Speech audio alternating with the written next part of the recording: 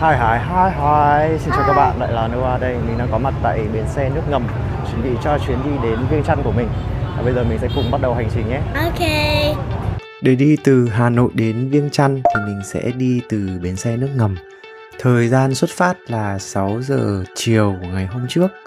Và dự kiến là sẽ có mặt tại Viêng Chăn là vào khoảng 6 giờ tối ngày hôm sau. Trong cái quá trình đấy thì bọn mình sẽ làm thủ tục xuất cảnh ở cửa khẩu Cầu Treo. Lịch trình thì nó sẽ dự kiến là như thế, nhưng mà thực tế đi trên đường sẽ như thế nào thì bây giờ chúng ta sẽ cùng nhau trải nghiệm thôi. Super. Đầu tiên thì bây giờ mình sẽ đi mua vé trước. Vé thì nó sẽ nằm ở tầng 2. Khi các bạn bước vào phần lối vào ấy, các bạn sẽ nhìn thấy có một cái đường chỉ tới tầng 2. Ở tầng 2 thì sẽ có bán cả vé đi Viêng Chăn rồi một số tỉnh khác. Thì bây giờ mình sẽ đi tìm xem cái chỗ bán vé xe đi Viêng Chăn ở đâu. Thật ra thì đây là một cái dịp nghỉ lễ cho nên là mọi người mua vé rất là nhiều và mình đã đặt cọc trước tiền rồi. Thì hôm nay mình sẽ đến trả nốt số tiền còn lại và lấy vé. Dạ. Các bạn có thể nhìn thấy là ô 45, 46 là hai cái nhà xe mà đi Viêng Chăn. Thì mình mua vé xe của nhà Huyền Châu. Cả hai nhà xe thì đều có giá là 800.000 cho một chiều. Mình vừa mua một cái bàn chải này xong rồi, tại vì là mặc dù đã sắp kỹ đồ nhưng mà đến phút cuối mới phát hiện ra là quên. Thế là may quá, nhớ ra thì lại chạy ra mua luôn ở đây. Mua hơi đắt một xíu nhưng mà thôi chấp nhận, bởi vì là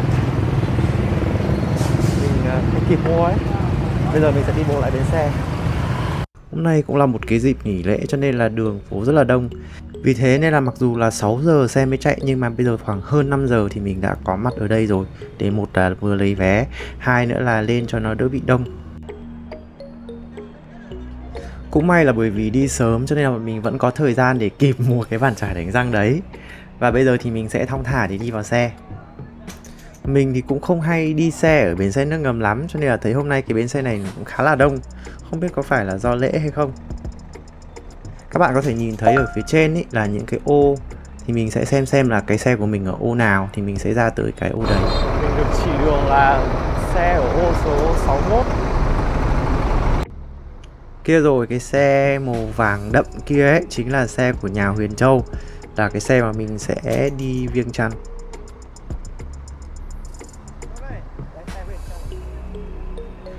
Ngày lễ thì nhà xe có dặn là khách đến sớm một xíu để tránh tắc đường ấy. Tuy nhiên là nhìn sơ bộ một xíu thì mình nhìn thấy là cũng chưa có ai mấy đâu. Chắc cũng chỉ được khoảng vài người thôi. Thì thôi là cũng thong thả để đi lên. Xe này là xe giường nằm, thế cho nên là sau khi cất hành lý xong thì bây giờ mình sẽ cần cởi giày dép và mình sẽ đi vào bên trong. Bây giờ thì cũng vẫn chưa có quá là nhiều người ở trên xe. Đây chính là cái khu giường của mình này. Xe này thì sẽ có 3 dãy, mỗi dãy sẽ là một cái giường nhỏ như thế này nối với nhau. Và cũng có một cái không gian tương đối là riêng. Bây giờ thì mình sẽ cho các bạn xem cái vé. Cái vé của nó khá là dài, nó có 3 tờ tất cả. Đây. Vé của nó sẽ gồm 3 tờ này. Tờ đầu tiên là như này. Sau đó thì có một số cái lưu ý. Sau rồi tờ số chuyến, số vé, giá vé ở đây. Đó, và cái vé cuối cùng. Nó có 3 tờ tất cả. Thì khá là hay. Ở đây có cả là ổ cắm sạc USB nữa, nên là bạn nào cần ý thì cũng có thể cắm sạc được ở đây. Xe thì cũng có cả wifi luôn, nhưng mà wifi thì rất là chập chờn. Xe đã bắt đầu chạy rồi và bây giờ mình sẽ sẵn sàng cho một chuyến đi đầy thú vị. Vì ở trên xe cho nên là mình cũng nói thầm thì thôi, nên là mọi người thông cảm những cái đoạn mà mình nói nhỏ quá nhé. Trộm vía là không hiểu sao là mặc dù là sắp ngày lễ nhưng mà đường thì cũng không bị quá là đông và không bị tắc đường. Và bây giờ bọn mình đang chuẩn bị vào cao tốc. Như các bạn có thể nhìn thấy là giường thì nó không quá lớn, thế cho nên là nằm thì cũng hơi khó chịu một tí. Nhưng mà nói chung là cũng không tới nỗi nào. Và mình thấy là mọi người ở trên xe này cũng khá là niềm nở. Tiếp đoàn khác thì khá là nhẹ nhàng. Đấy là một điểm cộng rất lớn ở trên xe. Trên xe thì có cái rèm này nên là cũng khá là riêng tư. Mình kéo lại như này là mình phải tự tin chia sẻ cùng các bạn thoải mái được. Còn nếu không thì chắc là cũng sẽ hơi khó để chia sẻ. Mặc dù Lào là một nước mà rất là gần Việt Nam, tuy nhiên là rất ít người đi sang Lào để chơi.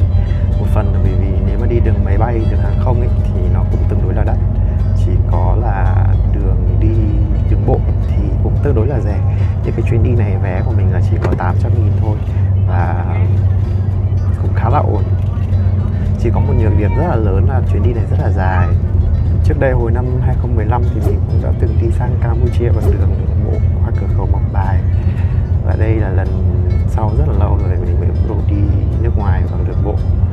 Và nếu mà có dịp thì các bạn hãy khám phá cả Lào và Campuchia. Thời của mình thì Campuchia nó còn khá là nguyên sơ ấy. Bây giờ thì đã khác rồi. Dự kiến chuyến đi này của mình sẽ đi qua rất là nhiều điểm ở Lào. Vì vậy các bạn hãy đón xem các cái chặng hành trình của mình nhé.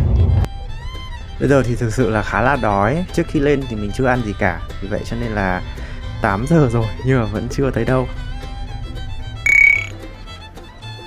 May quá là đến 9 giờ tối hơn ấy thì là xe dừng chân ở nhà hàng. Đây là một cái nhà hàng ở Thanh Hóa. Và bọn mình sẽ vào đây để ăn. Thực ra bây giờ có cái gì thì cũng ăn cũng sẽ là ngon thôi. Bởi vì là đói quá rồi ấy. Thì mình gọi một cái bát phở như thế này. Thực ra thì nếu là bình thường thì mình thấy sẽ không ngon lắm đâu. Nhưng mà đói nên là mọi thứ đều ngon hết.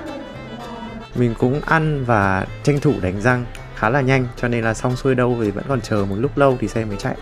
Và sau khi lên xe đoạn này thì người ta sẽ thu hộ chiếu của bạn. và một mức phí là 50.000 để làm các cái thủ tục hải quan.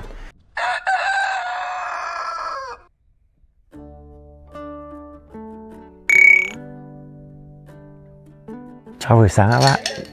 Bây giờ mình đang có mặt tại gần cửa khẩu quốc tế Cầu Treo. Bây giờ khá là lạnh, sáng một cột là tháng 9, không hiểu sao đấy buổi sáng lạnh thế, khá là lạnh luôn. Mọi người thường là đang đi đồ ăn sáng ở đây. Vì trời khá là lạnh, mình cũng không nghĩ là ở Hà Tĩnh mà lại cũng có một cái vùng mà trời lại lạnh như vậy. Đây chỉ tầm khoảng 19-20 độ C bây giờ thôi. Và khá là nhiều người phải mặc áo khoác. Thế cho nên là mình sẽ quay trở lại xe nằm ngủ cố một xíu trước khi mà bắt đầu mới xuống để đi ăn sáng. Kia là mấy anh hải quan cũng đang bắt đầu đi ăn sáng này và ngồi đối diện với cái xe của mình. Đấy, như các bạn đã nhìn thấy là mình đang được dẫn đầu đoàn xe đây. Xe này thì thực ra là đến đây từ tầm khoảng 3:30 sáng rồi và đậu ở đây chờ đến tầm giờ để được làm thủ tục. Hải quan ở đây tầm khoảng 7 giờ sẽ làm việc. Thế cho nên là mình sẽ chờ đây một lúc. Vậy thôi chứ mình cũng không ngủ lại được. Và bây giờ mình đành xuống để tìm đồ ăn sáng. Thì mình cũng ăn ở cái quán đối diện với cả là cái xe của mình luôn. Cái xe mà chở bọn mình thì sẽ di chuyển trước vào bên trong của cửa khẩu. Còn bọn mình sẽ chờ để lấy hộ chiếu. Bây giờ mình sẽ ăn sáng, còn sang bên kia là chắc không được ăn đâu nhỉ. Mình gọi một đĩa bánh cuốn. Đĩa này thì có giá là 25.000. Như vậy là giá khá là ổn. Và ăn cũng khá là ngon nhé. Mình cũng thấy rất là ngạc nhiên bởi vì là ở cửa khẩu nhưng mà họ không lấy đắt hơn so với bình thường.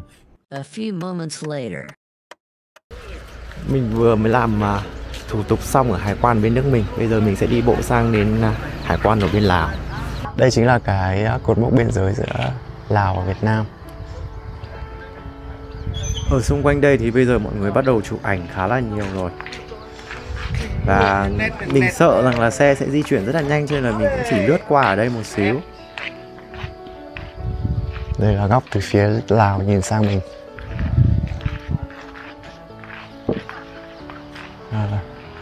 Toàn bộ khu cả cầu. Khu biên giới này thì cũng hơi hạn chế quay camera và chụp ảnh cho nên là mình cũng không chụp ảnh quá nhiều. Nhưng mà đây chính là các cái cột mốc quan trọng của Việt Nam và Lào.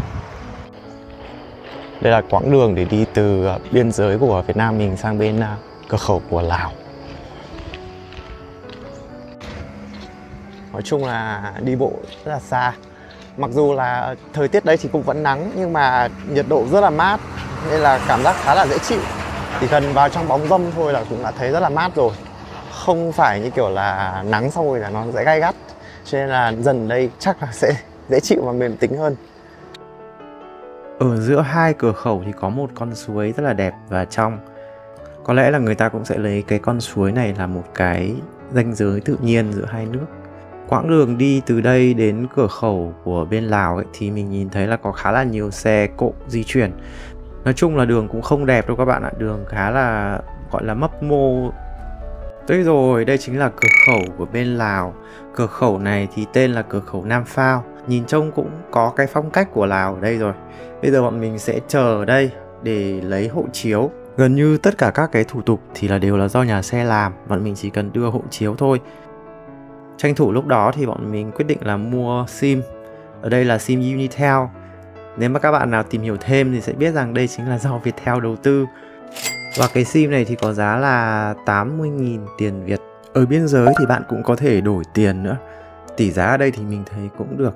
Có một cái lưu ý là hiện giờ thì đồng kíp đang bị trượt giá rất là dã man. Thế cho nên là mình chỉ nên đổi một số lượng ít kíp thôi.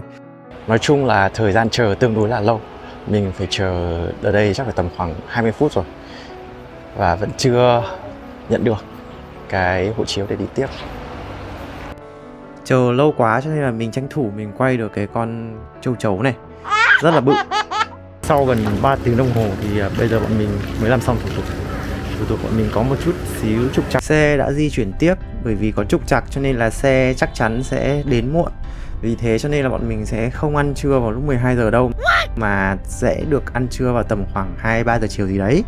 Ui, rất là may là vì mình đã ăn sáng rồi và mình còn mua thêm xôi để dự phòng nữa. Tuy vậy thì thực ra rất là đói các bạn ạ. Đến tầm 3 giờ thì xe dừng lại ở một cái nhà hàng này. Nhà hàng này ở ven đường thôi. Và mọi người có thể ăn cơm chung theo mâm. Hoặc là như mình thì mình gọi hủ tiếu. Ở đây thì họ gọi là phở, nhưng mà chắc chắn đây không phải là phở rồi, mà đây là hủ tiếu. Giá của một tô này là 30.000 kíp, tức là tầm khoảng 35.000 tiền Việt gì đấy. Nói chung là cũng không quá là đắt. Mình thì thấy cái món này cũng dễ ăn thôi, nhưng mà có một số người thì họ không ăn được nên là họ chuyển sang ăn mì tôm. Xe mọi người ăn cũng rất là khẩn trương thôi chứ cũng không dề ra được, bởi vì là xe đã đi trễ rồi. Thế cho nên là bọn mình rất là khẩn trương. Và vèo một lúc là bọn mình lại lên xe để di chuyển tiếp. Ấn tượng đầu tiên của mình về quang cảnh của Lào thì khá là giống với cả là các cái vùng quê của Việt Nam. Đường ở đây thì siêu sóc nên là các bạn cần chuẩn bị cho mình một cái tâm lý nhé. Và đến tận tối mịt thì mình mới tới gần tới Viêng Chăn. Là còn 30 phút nữa là đến với cả là Viêng Chăn rồi. Tâm trạng thì rất là hồi hộp, rất là mệt. Mình đã trên một cái chặng đường dài một ngày, chưa bao giờ mình đi một quãng đường dài như thế. Nên là đây cũng là một cái trải nghiệm rất là mới. Ta-da! Mình đã đến với cả bến xe phía nam của Viêng Chăn. Bây giờ thì mình sẽ lấy hành lý và tranh thủ để di chuyển về khách sạn. Bây giờ thì mình sẽ gọi xe về khách sạn. Xe ở bên này thì có thể gọi được bằng ứng dụng như kiểu là Loca ấy. Nó là một ứng dụng giống Grab nhưng mà dùng ở Viêng Chăn. How to say thank you in Laos? Khop cháy. Okay. So same to Thai, right? Yeah. Khop cháyนะ. Thai is khop phun. Yeah, I know, but for people with the same age is khop cháyนะ. And for people ขอบคุณครับ. Yeah. Lào khop cháy. Yeah. Do you have any words like khap or car in Thai? No. So just khop chai is enough. Yes. Yeah, thank you. You are very helpful. The first time in Laos? Yeah, this is the first time in Laos. We are from Vietnam. Yeah. Tiếng Anh của anh lái xe là rất tốt luôn ấy, hơn nhiều so với mình tưởng tượng. Ở trên xe thì có quen thêm một bạn nữa, cho nên là mình sẽ đi cùng về với bạn ý. Bạn ấy cũng sẽ đi cùng hướng về khách sạn của mình và cùng share tiền. Nói chung là thường là đi đâu đấy thì cũng sẽ dễ để làm quen được với những người khác, nếu như mà mình chịu khó thân thiện một xíu. Đây chính là cái khu trung tâm của Viêng Chăn này. Đây là Pathusay, Khải Hoàn Môn. Nói chung là đến Viêng Chăn thì sẽ cần đến cái địa điểm này. Trên đường đi thì anh lái xe rất là nhiệt tình và chia sẻ đủ thứ về người Việt luôn. Và mình cảm nhận thấy rằng là người Lào rất là yêu quý người Việt ngay từ cái khoảnh khắc này rồi. Nhìn chung thì mình cảm thấy một cái không khí rất là chào đón, thân thiện khi mà mình đến với cả là Lào. Đây sẽ là trung tâm chính ấy anh ạ. Đây là trung tâm này, giống kiểu Hồ Hoàn Kiếm nha mình.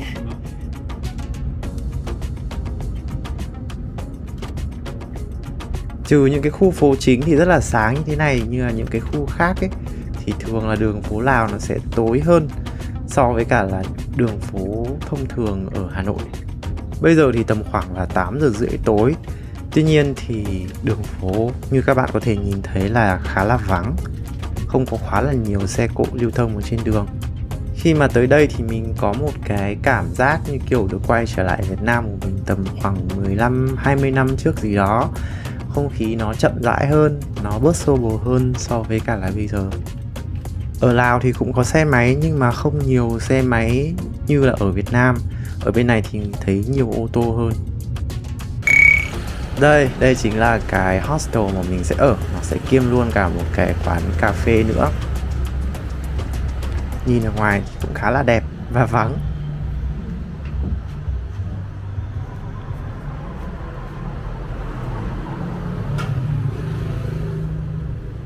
Mình ký để deposit tiền. Is this one? Yes. Yes. Just for one person. Yeah, cặp trai.